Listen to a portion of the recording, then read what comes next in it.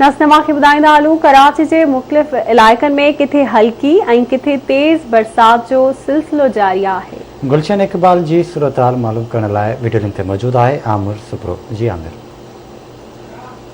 जी नाज़रीन, हींअर असां मौजूद आहियूं सचल ॻोठ में ऐं ज़िले ओभर जे सभिनी सिंधी वसंदनि में इन महिल तेज़ बारिश जेकी आहे जारी आहे। काल्ह अवां ॾिठो त बिल्कुलु गर्मी जो दबाव हुयो ऐं सुबुह खां जेकी इहा तेज़ बारिश शुरू थी आहे उन में ख़ुशूसन जेकी ॿार आहिनि उहे बि बारिश में इंजॉय कनि पिया ऐं वेझनि पिया ऐं अवां ॾिसी सघंदो हर तरफ़ बारिश जा नज़ारा ई नज़ारा हूंदा ऐं मुसलसल बारिश सुबुह खां तेज़ हले पई ऐं सिंध जे मुख़्तलिफ़ जेको आहे सो शहरनि सां गॾोगॾु कराची जे जेके सिंधी आबादियूं आहिनि सचल ॻोठ, गाज़ी ॻोठ, अयूब ॻोठ, जोहर कम्पलेक्स ऐं शर ॻोठ समेत बारिश तेज़ जारी आहे ऐं इहो ॾिसंदासीं त केसि ताईं बारिश जो ज़ोर आहे ऐं हुकूमत तरफ़ां बि कोई अहिड़ा इक़दामात नाहिनि खयां विया सफ़ाई सुथराई जा।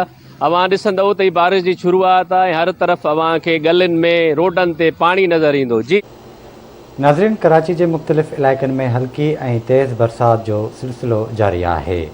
क्लिफ्टन की सूरत हाल मालूम करने लाइ असां वीडियो लिंक ते मौजूद है महताब शहर। जी महताब। जी नाज़रीन, कराची के गाज़ी वाले शहर में मानसून के हवाले से जो बारिश जो सिलसिलो आहे उहो जारी थी चुको है।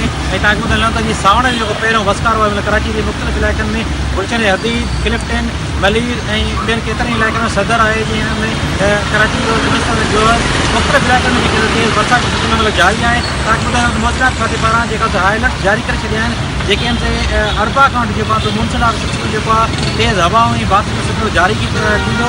तव्हांखे ॿुधाईंदा हलूं त हिनमहिल कराची में बरसात थियण खां पोइ जेको आहे गर्मी जो ज़ोर जेको आहे मुकमल तौर ते टुटी वियो आहे। माण्हू ख़ुशगवार तरीक़े सां इंजॉय कंदा ॿाहिरि निकिरी आहिनि।